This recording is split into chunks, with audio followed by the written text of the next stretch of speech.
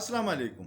जरदारी साहब के एक बयान के बाद वर्ल्ड बैंक परेशान, IMF परेशान, एशियन डेवलपमेंट बैंक परेशान, पेरिस क्लब परेशान, दुनिया के सारे माहिरीन इक़्तिसादियात परेशान।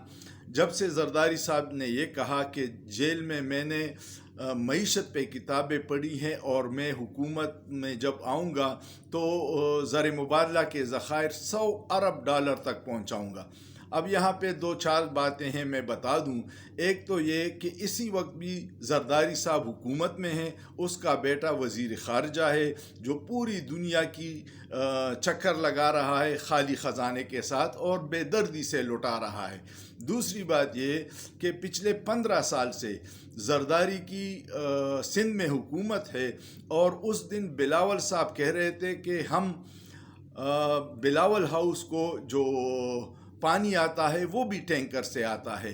आपकी मईशत वहाँ क्यों काम ना आई कि आप ख़ुद टैंकर का पानी पी रहे हैं? तो सिंध में 15 साल में आपने अवाम को क्या दिया? और वो जो आपका तजुर्बा था जो जेल में आपको हुआ था, जहाँ से आप $100 अरब तक मईशत को पहुँचाएँगे ख़जाने को, वो सिंध में आप अपने घर में पानी टैंकर से पी रहे हैं। तो इसमें कौन आपकी बातों पे यकीन करेगा? मुझे तो हंसी आती है। ये अवामी शऊर की तौहीन है कि अब भी लोग ऐसे हैं जो इस तरह के फ़नकारों या ड्रामेबाज़ों की बातों पे यकीन करते हैं।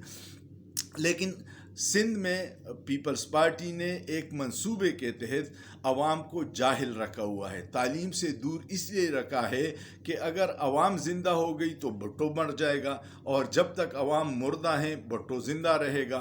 और भुट्टो को ज़िंदा रखने के लिए अवाम का इसी तरह जाहिल और मुर्दा रखना ज़रूरी है, वरना जो शख्स ख़ुद टैंकर का पानी 15 साल में पी रहा है अपनी हुकूमत होने के बावजूद, वो ख़जाने में $100 अरब कहाँ से लाएगा?